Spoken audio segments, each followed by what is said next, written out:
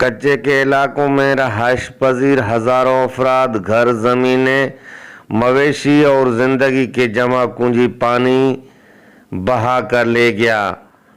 خالی ہاتھوں صرف جان کی امان پا کر سیلاب زدہ علاقوں سے آنے والے ہزاروں متاثرین سکھر کے دفاعی بندوں پر ریاست ماہ کے آمد کی منتظر ہیں۔ متاثرین کا کہنا ہے کہ ہم سب کچھ گنوا کر آئے ہیں، حکمران ہمارے درد کو محسوس کریں۔ میں اتنا پانی ہے، میں وہاں جا نہیں سکتی۔ میرے بچے کا دہیج کا سامان وہ بھی چوری ہو گیا، میرے اوپر سولر پلیٹیں وہ بھی چوری ہو گئی، کچھ بھی نہیں بچا، صرف پہننے کے کپڑے لے کے نکلے ہم لوگ۔ کسی نے پیسے دیے بچوں کے کپڑے دھو لیں، کیا کروں میں؟ آپ کے شوہر کیا کرتے؟ میرے شوہر مزدوری کرتے، تیزاب کی، تیزاب سے پاؤں جل گیا۔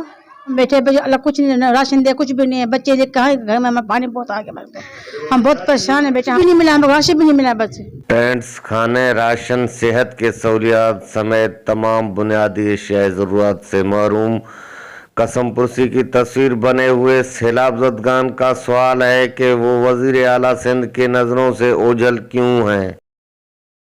اتنے دن جو یہاں پہ گزارے، ایک آس پہ گزارے کہ غریبوں کے ساتھ تھوڑا بہت تعاون ہوگا، مگر یہاں کا کھانا جو ہمیں حق حلال ہے، جو ہمیں ملا ہے، مگر جو ہمارے ساتھ جو تعاون ہوگا وہ ہمارے ساتھ کسی نے نہیں کیا۔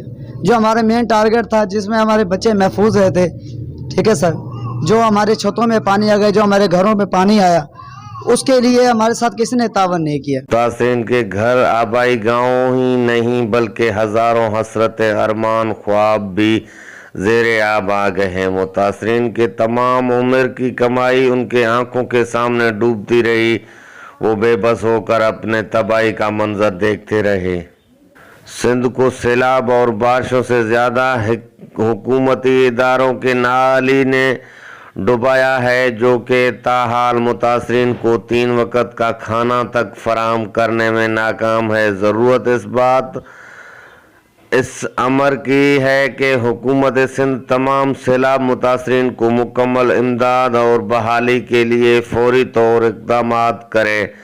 کیمرہ مین عرفان بلوچ کے ساتھ آدم شمبانی، وش نیوز، سکھر۔